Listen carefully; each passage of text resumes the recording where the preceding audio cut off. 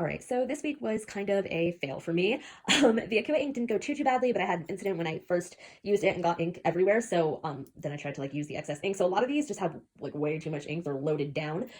If you look here, this is like these are the first few that I did, and they just have so much friggin' ink. Like I'm surprised the paper didn't rip, but it is the good paper.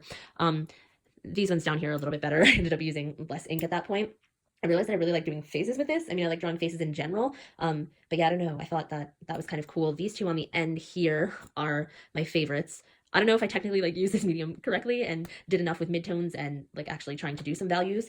But I don't know. It was cool, but super duper messy. And actually, for most of them, I had so much ink left over that I took the butcher paper and then did another print on top of that. So I'll show you that. All right. So because I had so much leftover ink, I did additional prints on the butcher paper instead of the good paper with the Akua, and I actually kind of like how some of these came out.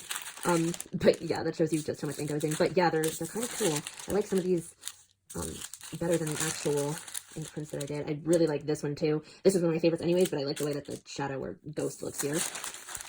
Okay, so my other prints for this week were kind of a total fail. My goal, or my three goals were: one, to work in a series; two, to experiment with color because I tend to stick to kind of the same like warm color palette and it works, but I need to experiment with color more. And then three, work on layering, especially with silhouettes. And I did use my silhouettes, but it's not super apparent except for in this guy over here. But basically, I did the same exact technique for all of these and just used different colors, even though it's not that obvious. The first layer that I did, I used the baking soda method. The second layer, I actually used my Collagraph, but you can't really see it in any of these. And then the third layer was the silhouettes, which were my these guys. The silhouettes, which you can see in this one. You can't really see them in the other ones. And then the final layer I did was just a flat, and then I just did like a little texture thing using sticks to make like a pattern going over it. But yeah, I mean, these are cool, but one, they're definitely not done, and two, I mean, I'd have to do another layer with the silhouettes because you can't really see them. So like they're cool and I can use them for other things, but they're not exactly what I wanted.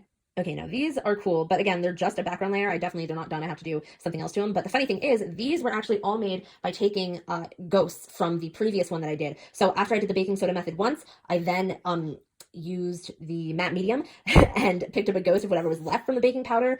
And then I basically did that same thing with all of the different layers that I did for the first three that I showed you. I just picked up the ghost with these and did the same colors, or I mean, you can't really tell, but tried to stick with the same colors.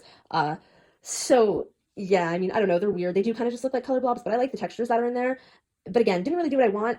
I mean, if I add more to these and work with them, then, you know, I do like them just as kind of like random background pieces that I can build off of, but that's not really what I was going for. Oh, and then this guy here, yeah, that's just a cool roll-off sheet. I don't know, I liked him. But yeah, so kind of a fail this week, but I mean, some cool stuff. So yeah, that's all I have.